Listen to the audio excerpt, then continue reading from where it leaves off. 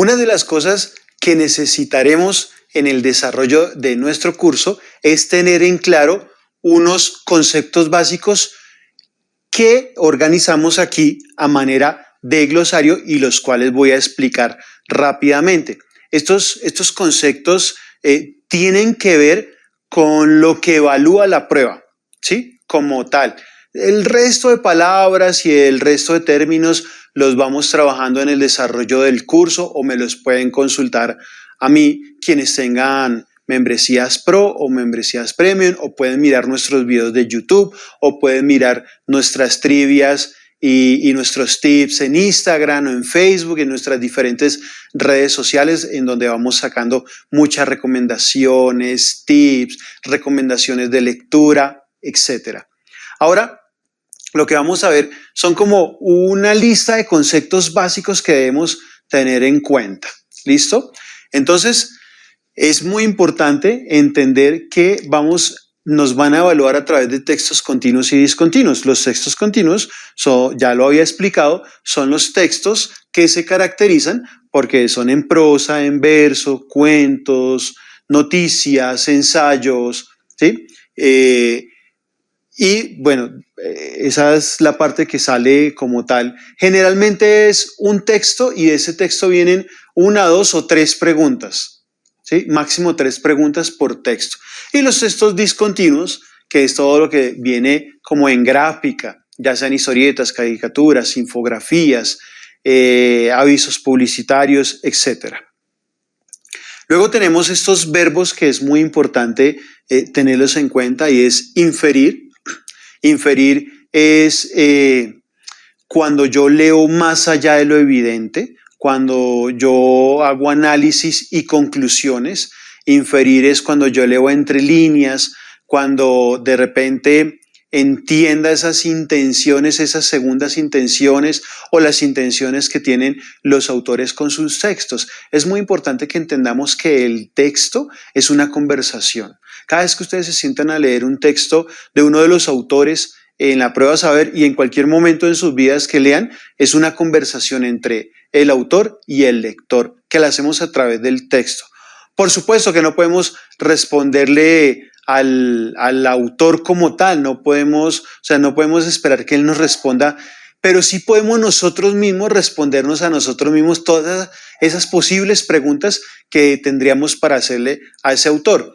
Entonces, eso es inferir, es el verbo y es en donde yo leo más allá de lo evidente para entender esas intencionalidades, por ejemplo, manipulatorias, persuasivas, que tienen los textos argumentativos.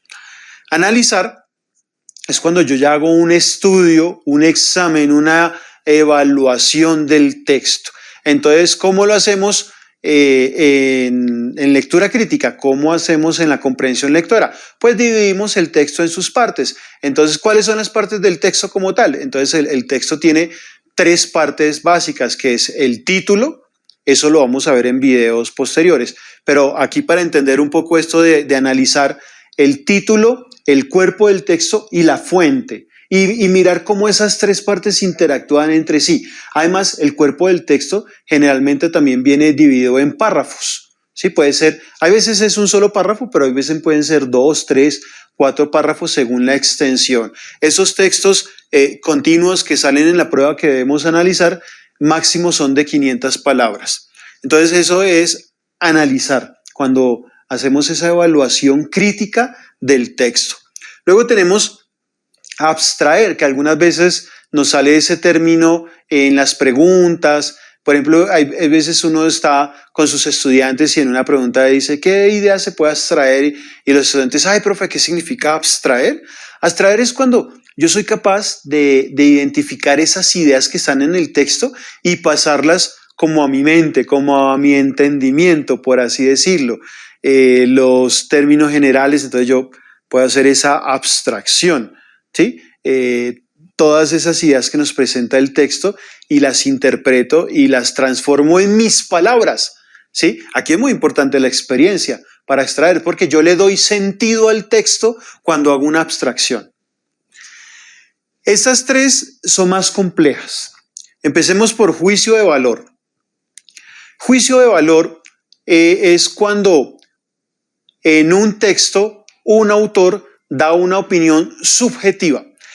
Generalmente los autores en los textos tratan de objetivizar su discurso, ¿sí? o de objetivar su discurso. ¿Qué es eso? Que lo que yo estoy diciendo es serio y hago un método para que el lector lo acepte como si fuera una verdad, aunque fuera una verdad relativa o una verdad absoluta, que es lo que hacen los filósofos y los científicos, organizar el texto para a través del texto presentar sus ideas, presentar sus conclusiones, sus leyes, sus teorías, ¿sí? Entonces, lo contrario a eso es cuando hay un juicio de valor, y un juicio de valor es cuando yo digo, no, a mí eso no me gusta, yo leí tal cuento y no me gusta, eso es un juicio de valor, ¿sí?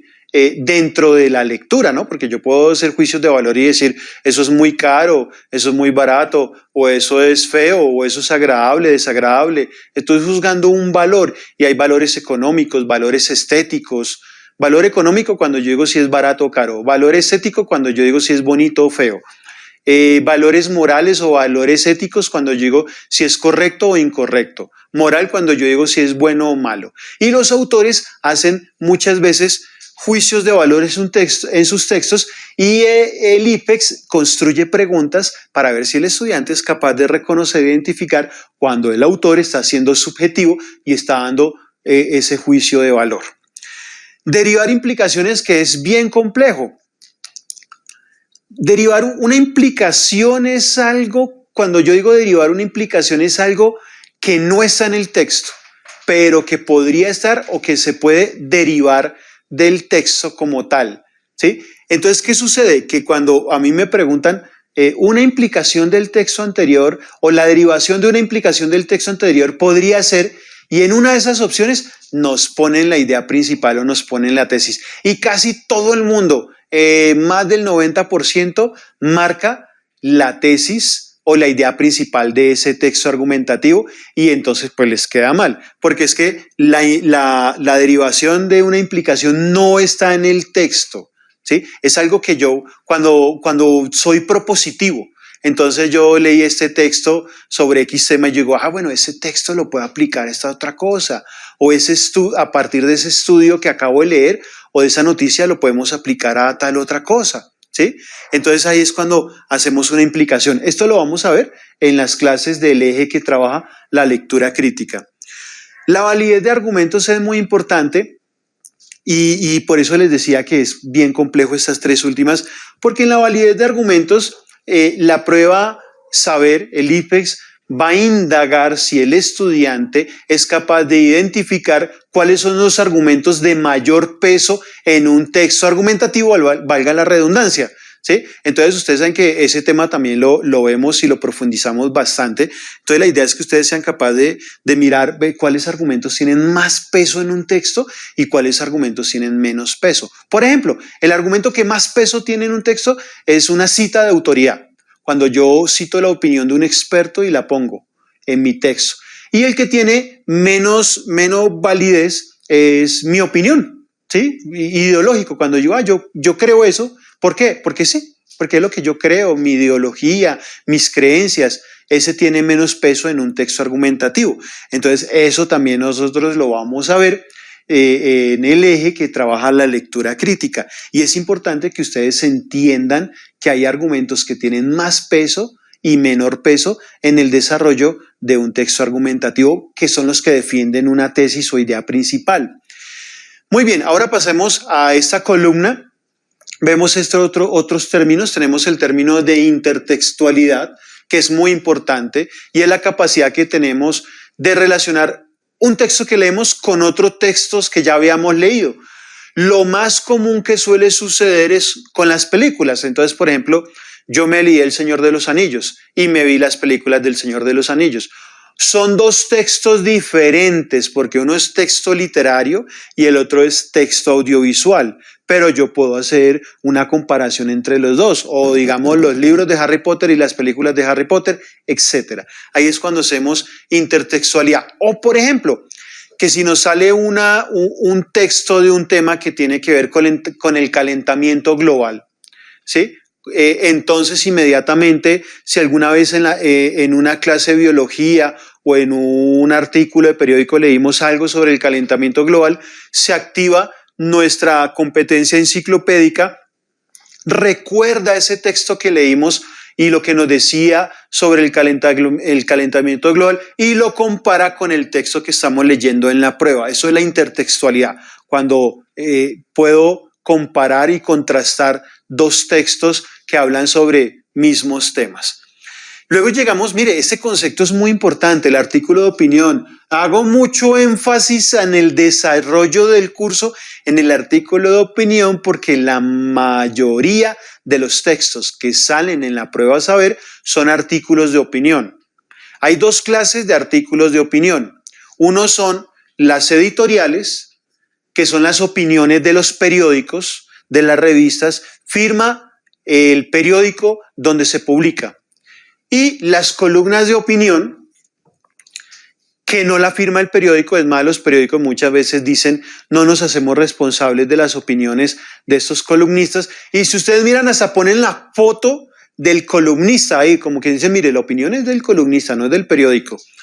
Pero en últimas es lo mismo, son artículos de opinión. Entonces, ¿por qué salen mucho artículo de opinión? Bueno, hay unos, cuando uno lee muchos artículos de opinión, uno se encuentra que hay unos que nada que ver, pues uno como que dice, uy, Dios mío, ¿cómo escriben y cómo publican esto? Pero hay unos de mucha calidad, hay grandes escritores, grandes columnistas, tanto mujeres como hombres que producen de diferentes temas muy buenos. Y los productores, los constructores de preguntas que trabajan para el IPEX toman muchas veces textos de esos artículos. Entonces miran artículos sobre el medio ambiente, sobre lo que pasa en el Amazonas, sobre las redes sociales, sobre cómo nos sentimos solo a pesar de que tenemos WhatsApp y un poco amigos en Facebook. Bueno, todos esos artículos que tienen que ver con el contexto social, entonces de ahí van sacando preguntas. Y es muy fácil porque son cortos, los artículos de opinión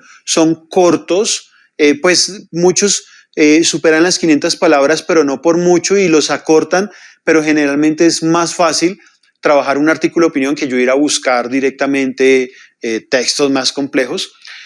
Lo único, yo he visto que la mayoría son artículos de opinión y lo otro son fragmentos de textos de filósofos como tal. Pero bueno, entonces es muy importante que ustedes identifiquen eso, tanto la editorial como la columna de opinión, que tiene la estructura en donde el autor da su opinión personal, que es la idea principal, que la llamamos tesis, y luego da unos argumentos para defender esa tesis. ¿Para tratar de qué? De convencernos a los lectores de que aceptemos esa tesis, para manipularnos, para persuadirnos o para disuadirnos, ¿sí? Bueno, muy bien. Luego tenemos este otro término que es muy importante, las estrategias retóricas, que tiene que ver con los argumentos. Las estrategias retóricas son aquellas estrategias del discurso que usa un autor para presentar de la mejor forma su texto. Entonces, aquí en estrategias retóricas vamos a encontrar, primero, las figuras literarias, que son estrategias retóricas del texto literario, ¿sí? La metáfora, el símil, bueno, etcétera. Entonces, las figuras literarias son estrategias retóricas, pero también vamos a encontrar las diferentes clases de argumentos que también vamos a trabajar en el eje en el que trabajamos el texto argumentativo, ¿sí? Que es el eje en el que trabajamos comprensión lectora de textos continuos, y hay una unidad en donde se trabaja el texto argumentativo y en donde trabajamos diferentes clases de argumentos. Entonces ahí vamos a ver cómo es mejor como estrategia retórica utilizar citas de autoridad o argumentos estadísticos o argumentos de la mayoría que utilizar argumentos ideológicos, ¿sí? O es mejor utilizar argumentos testimoniales con casos que le suceden a las personas para sustentar. Entonces, esas son las estrategias retóricas. Cuando usted escuche, uy, ¿qué es una estrategia retórica? Son aquellas estrategias que utilizan los autores para argumentar de la mejor forma. ¿Listo? Y finalmente tenemos estos dos términos que son súper fundamentales. Pilas, el sentido local y el sentido global. ¿Qué es lo que nos evalúa la prueba saber? ¿Qué es el sentido local? Es cuando tenemos la capacidad de entender y de interpretar y de analizar una oración o una frase o máximo un párrafo. Ese es el sentido local. Cuando nos preguntan, bueno, ¿cuál es la idea de ese párrafo? ¿Qué argumento se presenta en ese párrafo? ¿Sí? Eso es el sentido local. O cuando nos dicen, bueno, estos conectores lógicos, ¿para qué sirven dentro de esa oración? Eso es el sentido local. Cuando entendemos lo más pequeño del texto, cuando entendemos la palabra, el conector lógico, el sustantivo, la oración, la frase o el párrafo. Y luego tenemos el sentido global, que ya es el sentido de todo el texto como tal. Y es cuando ya hacemos esas relaciones entre diferentes párrafos. Podemos ahí sí abstraer cuál es la idea principal, abstraer cuál es el tema del texto, abstraer cuáles son los argumentos del texto.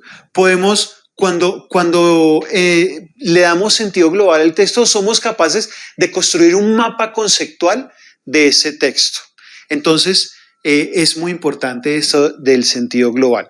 Y en este video quería presentarles cuáles son esos conceptos básicos a modo de glosario, de que ustedes puedan tener claridades sobre estas palabras, sobre estos temas, sobre estos significados y que sigan disfrutando y estudiando con nuestro curso de lectura crítica.